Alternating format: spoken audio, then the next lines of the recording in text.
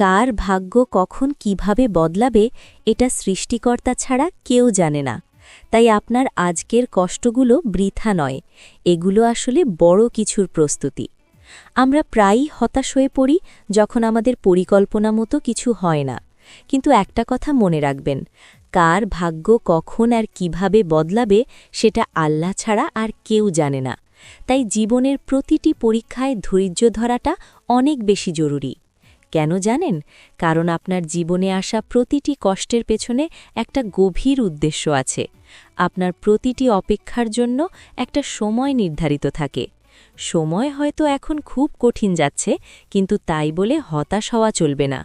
মনে রাখবেন, সফলতা কখনো হুট করে আসে না, কিন্তু যদি আপনি হাল না ছাড়েন তবে তা আসবেই। বড় কোনো পরিবর্তন বা সাফল্যের জন্য 3টে জিনিসের মেলবন্ধন প্রয়োজন। 1. আপনার সর্বোচ্চ চেষ্টা, 2. আপনার অসীম ধৈর্য, আর 3. আল্লাহর রহমত। এই 3টে যখন একসাথে মিলবে তখন আপনার সফলতার দিনটি নিশ্চিত হয়ে যাবে।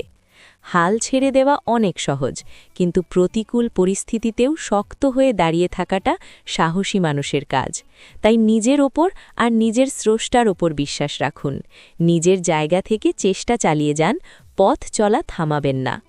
আজ না হোক কাল আল্লাহ অবশ্যই আপনার জন্য নতুন কোনো দরজা খুলে দেবেন। ইনশাআল্লাহ আপনার জীবনের এই কঠিন অধ্যায়টি একদিন শেষ হবেই এবং আলো আসবেই। আপনার আজকের এই ধৈর্যই হয়তো আপনার আগামীর বড় কোনো অর্জনের গল্প। যদি ভিডিওটি আপনার মনে একটুও সাহস জুগিয়ে থাকে, তবে প্রিয়জনদের সাথে শেয়ার করুন। আর আপনার জীবনের কঠিন সময়ে আপনি নিজেকে কিভাবে শান্ত রাখেন তা কমেন্টে জানাতে ভুলবেন না। দেখা হবে পরবর্তী ভিডিওতে। আল্লাহ হাফেজ।